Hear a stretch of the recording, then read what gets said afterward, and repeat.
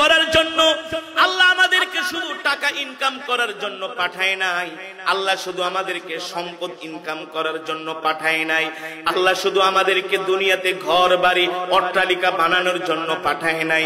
আল্লাহর কসম করে বলি, আমরা যার যার জায়গা থেকে এক একজন দায়িত্বশীল, আমাদের দায়িত্ব তখনই পূর্ণ হবে যখন আল্লাহর জমিনে আমরা আল্লাহর কোরআনের রাজ কায়েম করতে পারবো।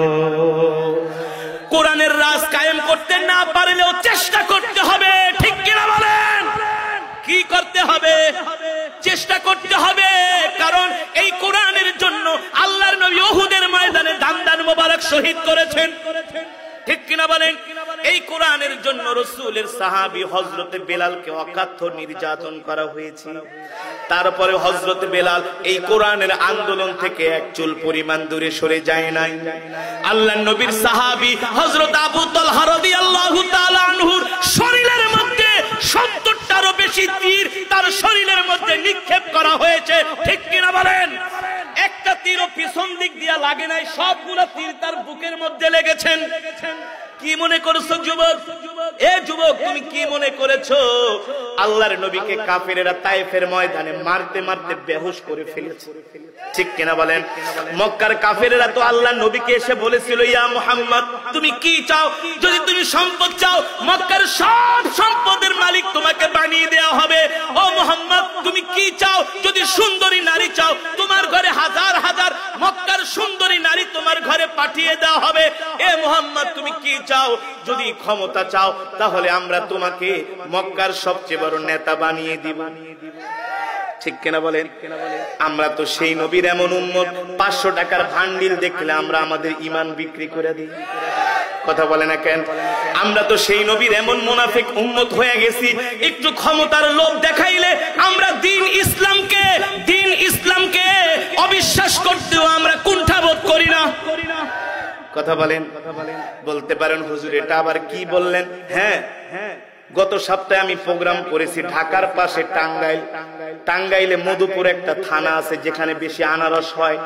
একজন যুবক আমার মাহফিলে আসছে, এসে আমার কাছে আমার হাত ধরে কান্না করে দিছে। আমি বলি, যুবক তুমি কাঁদো কেন? বলে, হুজুর আপনি কি জানেন আমরা কোন অবস্থায় আছি? কোন অবস্থায় আছেন? বলে, হুজুর আমার বাড়ি হলো টাঙ্গাইল মধুপুরে, আমার এলাকার অনেক মুসলমানরা অর্থের লোভে তারা খ্রিস্টান হয়ে যাচ্ছে, শতে শতে যুবকরা তারা খ্রিস্টান হয়ে যাচ্ছে। কারণ কি? বলে আমেরিকার যারা ধর্মের প্রচার করে তাদের এনজিও আছে, এনজিও আপনাদের এই উখিয়াতেও কিন্তু আছে খ্রিস্টান মিশনারিরা, তারা বিলিয়ন ডলার ব্যয় করে মুসলমানদেরকে খ্রিস্টান বানানোর জন্য। বলে, হুজুর গত 1 সপ্তাহ আগে 10 জন যুবক তারা খ্রিস্টান হয়ে গেছে। কারণ কি? তাদেরকে আমেরিকার ভিসার লোভ দেওয়া হয়েছে, যে তোরা যদি খ্রিস্টান হয়ে যাস তোদেরকে আমেরিকার ভিসা দেওয়া হবে, আমেরিকায় নিয়ে তোমাদেরকে চাকরি দেওয়া হবে। এই লোভে মুসলমান যুবকরা তারা ইসলাম ছেড়ে খ্রিস্টান ধর্ম গ্রহণ করতেছে। অথচ একটু দুনিয়ার আরাম আয়েশের জন্য, একটু দুনিয়ার শান্তির জন্য তারা তাদের নিজের ধর্মটাকে ত্যাগ করতেছে। অথচ ওই হারামজাদারা জানে না যে কোনো সময় মৃত্যু চলে আসতে পারে। আমেরিকার স্বাদ সে গ্রহণ না, আমেরিকার স্বাদ সে না ভোগ করতেও পারে, আমেরিকার স্বাদ ভোগ না করার আগে তাকে কবরেও যেতে হতে পারে, ঠিক কিনা বলেন? সেই ঈমান নাই, কিছু অর্থের কাছে তারা ঈমান বিক্রি করে দিচ্ছে। ও যুবক, আল্লাহর নবীকে মক্কার কাফেরেরা প্রস্তাব দিল। আল্লাহর নবী বলে, মক্কার কাফেরেরা আবু লাহাব, আবু জেহেল, উতবা, সাইবা, ওয়ালিদ ইবনে মুগিরা, আমাকে সম্পদের লোভ দেখায়া লাভ নাই, ক্ষমতার লোভ দেখায়া লাভ নাই, নারীর লোভ দেখায়া লাভ নাই। লাম্মা রাআল কমারা ইয়ামিনি ওয়াশ শামসা ইয়াশিমালি, আমার এক হাতে যদি চন্দ্র দেওয়া হয় আর এক হাতে যদি সূর্য দেওয়া হয়, আমি মুহাম্মদ আল্লাহর পয়গম্বর আল্লাহর কোরআনের আন্দোলন থেকে এক চুল পরিমাণ দূরে সরে যাব না, ঠিক কিনা বলেন? আল্লাহর নবীর সাহাবীরাও এমন ছিলেন, আল্লাহর নবীর সাহাবীরাও এমন ছিলেন। আল্লাহর নবীর সাহাবীরা তারা কোরআনের জন্য নিজের সম্পদ ব্যয় করেছেন। শুধু সম্পদ ব্যয় করেন নাই, তারা কোরআনের জন্য নিজের মাতৃভূমি ছেড়েছেন। কথা কন না কেন? তারা কোরআনের জন্য নিজের সন্তানের ভালোবাসা ছেড়েছেন, তারা কোরআনের জন্য নিজের স্ত্রীর ভালোবাসা ছেড়েছেন, তারা কোরআনের জন্য, দ্বীনের জন্য নিজের বিলাসী জীবনকে তারা বিসর্জন দিয়েছেন। ঠিক কিনা বলেন? তাদের মধ্য থেকে নবীজির একজন সাহাবী, যার নাম হলো মুসা ইবনে উমাইর। নাম কি? মুসা ইবনে উমাইর এখনো কালেমা পড়ে মুসলমান হয় নাই, সে একজন মূর্তি পূজক। এ যুবক, এই ঘটনাটা শোনার পরে তোমাদের লজ্জা হওয়া উচিত। মুসা বিন উমাইর এখনো কালেমা পড়ে মুসলমান হয় নাই, এখনো ঈমান গ্রহণ করে নাই। কিন্তু ঈমান গ্রহণ না করলে কি হবে? সে ঈমান না আনা অবস্থায়ও সে আল্লাহর কোরআনের জন্য পাগল ছিল। আর তুমি মুসলমানের সন্তান হয়ে কোরআনের বিরোধিতা করো, আছে কি? আছে না? নাই। কোরআনের কথা বললে, হক কথা বললে তার ভালো লাগে না। কিন্তু রাসূলের সাহাবী মুসা বিন উমাইর এখনো কালেমা পড়ে মুসলমান হয় নাই, ঈমানও গ্রহণ করে নাই। আবু জেহেল যে বলল, এ মুসা শোনো, তুমি আমাদের গর্বের ধন, আমরা তোমাকে নিয়ে গর্ব করি। তোমার বাবা মক্কার সম্ভ্রান্ত পরিবারের সন্তান, ধনাঢ্য পরিবার, তোমাদের সম্পদের অভাব নাই, অর্থের অভাব নাই, ক্ষমতার অভাব নাই, তুমি একজন সুশিক্ষিত যুবক। আমি আবু জেহেল এসে তোমাকে বলে গেলাম, তুমি ভুলেও কিন্তু মুহাম্মাদের ধারে কাছেও যাবা না। নাউজুবিল্লাহ বলেন।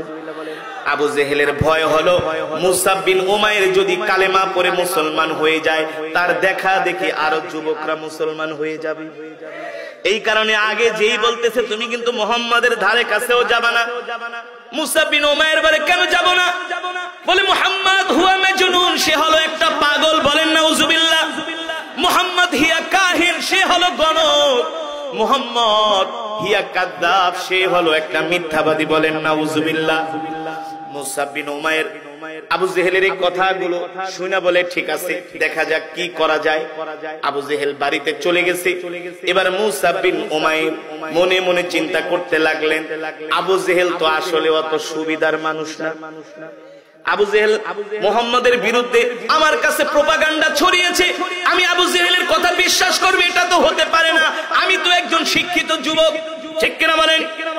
আমি নিজের চোখে যায়া একদিন মুহাম্মদকে আমি দেখবো। সুবহানাল্লাহ বলেন। আমি নিজের চোখে যে একদিন মুহাম্মদ সাল্লাল্লাহু আলাইহি সাল্লামকে দেখবো, আসলে মুহাম্মদ পাগল কিনা। নাউজুবিল্লাহ বলেন।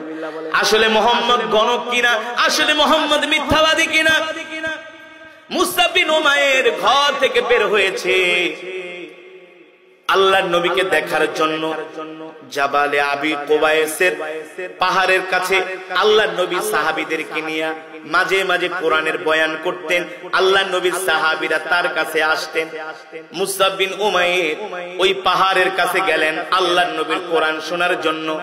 তিনি নবীজির সামনে যান না, পাহাড়ের এক প্রান্তে দাঁড়িয়ে নিজেকে আড়াল করে যাতে কেউ না দেখে, দুই চোখ দিয়া কান খাড়া করে করে মুসা বিন উমাইর আল্লাহর নবীর জবানে কোরআন শুনতেছে।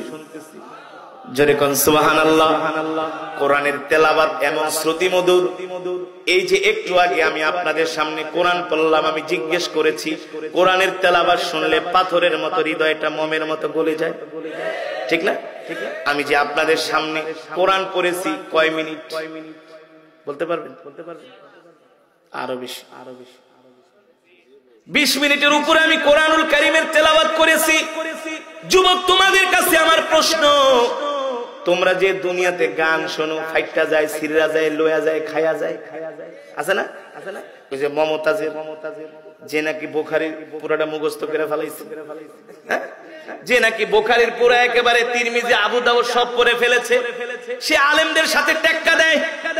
আমি চ্যালেঞ্জ করেছিলাম, মমতাজ যদি সহি করে সূরা ফাতিহা পড়তে পারে তাহলে আমিও মমতাজের দল করব, আমিও মমতাজকে ভোট দিব। কিন্তু এই মহিলা আলেমদের বিরুদ্ধে সংসদে দাঁড়ায়া আমার ভ্যাট ট্যাক্সের পয়সায় এসি চলে, আমার ভ্যাট ট্যাক্সের টাকায় ওদের গাড়ির তেল চলে, ঠিক কিনা বলেন? আমার ভ্যাট ট্যাক্সের টাকা না হলে ওদের গাড়ির চাকা ঘুরে না। সংসদে দাঁড়ায় আলেমদের বিরুদ্ধে এমন মিথ্যা